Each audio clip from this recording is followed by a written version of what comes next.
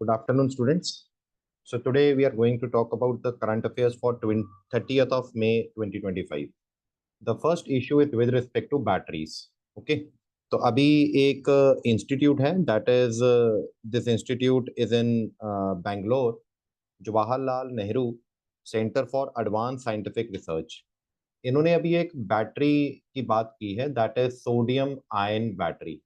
और ये जो बैटरी है ये लिथियम बैटरीज को रिप्लेस कर सकती है। और ये जो बैटरी है दिस बैटरी 80% तक ये चार्ज हो जाती है विद इन 6 मिनट्स। तो अभी आपको पता होना चाहिए कि आजकल हमें बैटरीज की बहुत ज्यादा जरूरत है। ठीक है, अभी तक we are based on lithium ion batteries. But जो लिथियम आयन जो बैटरीज है उसके लिए आपको लिथियम आयन्स की जरूरत है। और इंडिया के पास ये लिथियम आयंस नहीं है।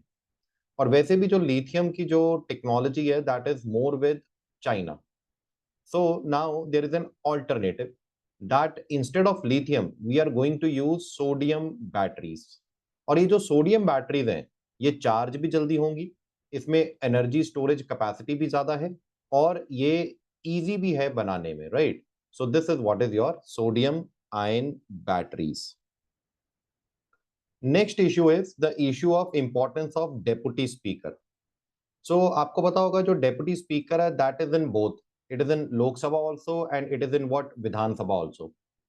Deputy speaker is also known as मतलब कि ये स्पीकर के, ऐसा नहीं है कि स्पीकर के नीचे होता है, this is an independent constitutional office. और पार्लियामेंट्री कन्वेंशन ये कहती है कि जो डेप्यूटी स्पीकर का ऑफिस है that will come from the opposition party, right? That is a parliamentary convention. There is no rule, but that is a parliamentary convention.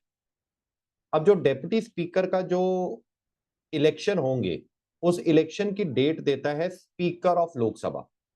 और article 93 of Indian constitution वो ये कहता है कि जैसे ही लोकसभा गठित होती है deputy speaker and speaker should be elected as soon as possible. So वहां पर कोई ऐसी डेट फिक्स नहीं है but it should be as soon as possible. Okay. So now deputy speaker काम क्या करता है जब स्पीकर की कुर्सी खाली हो या स्पीकर जब किसी कारणवश लोकसभा को प्रिसाइड ना कर रहा हो। So now deputy speaker he presides over what Lok Sabha.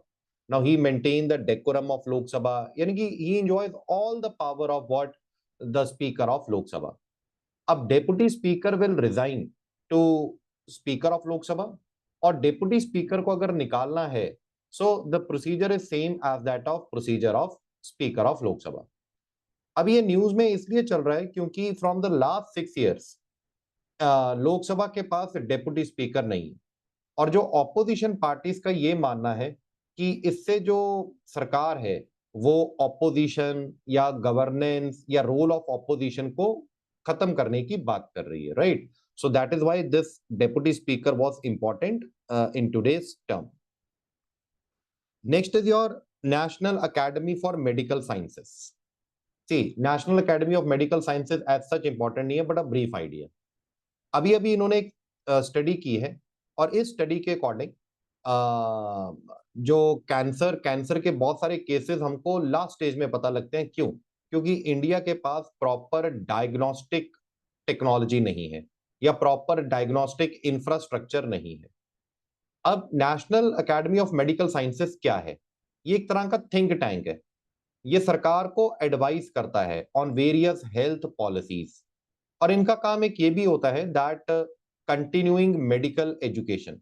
जैसे कोई डॉक्टर बनता है तो नई नई टेक्नोलॉजीज आना, नई दवाइयां आना, तो ये रेगुलर कैंप्स करते हैं या regular seminars, regular journals produce करते हैं और डॉक्टर्स को बुलाते हैं कि अगर आप उन सेमिनार्स में आ रहे हो then only your registration will continue.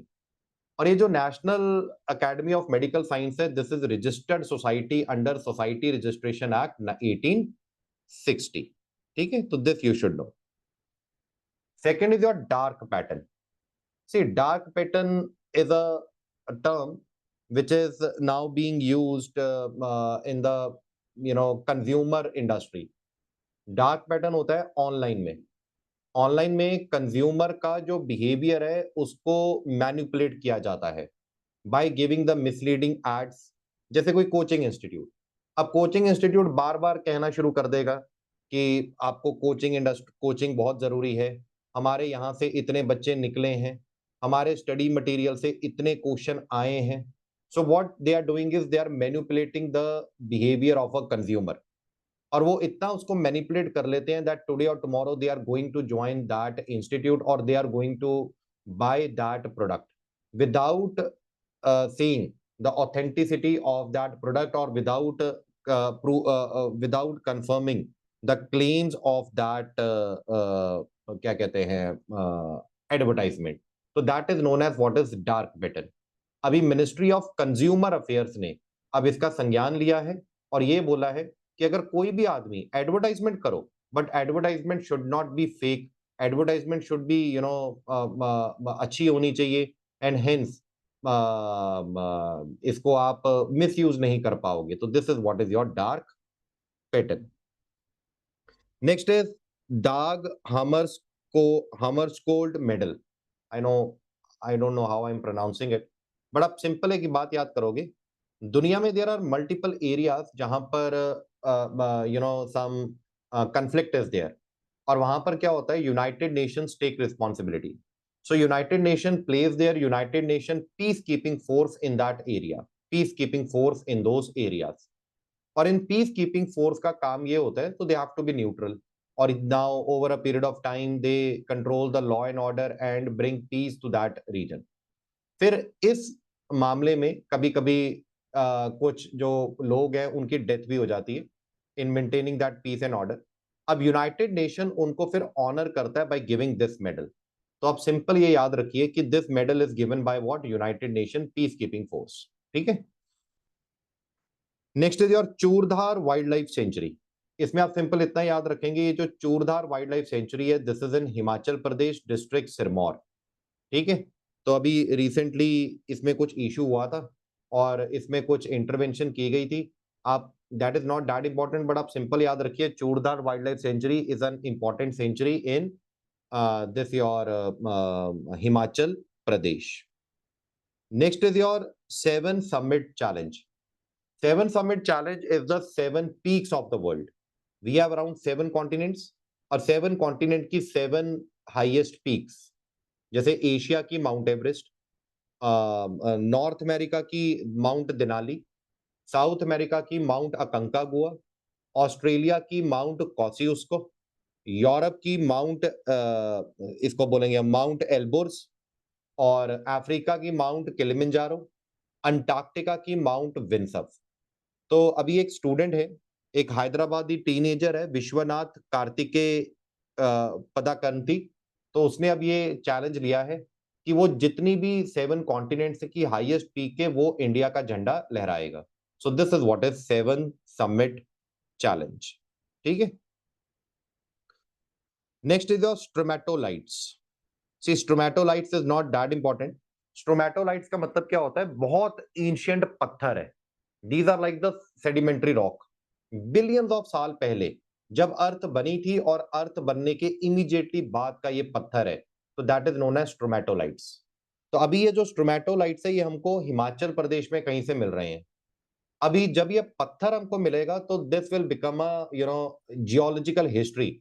तो यहां से हम जियोलॉजिकल हिस्ट्री थोड़ी पता कर पाएंगे कि पहले कैसे था, कैसे पत्थर होते थे, क्या हुआ, कैसे हुआ. तो this term is known as what is your stromatolites. Right. Next is your nurdles. अब ये जो नर्डल्स होता है, कल परसों भी I was telling you there is one ship जो वहां पर केरला की कोस्ट में जो थोड़ी सिंक की थी. फिर इंडियन नेवी ने और इंडियन कोस्ट गार्ड ने वहां पर रेस्क्यू किया था और उनको जो क्रू था उसको बचाया था.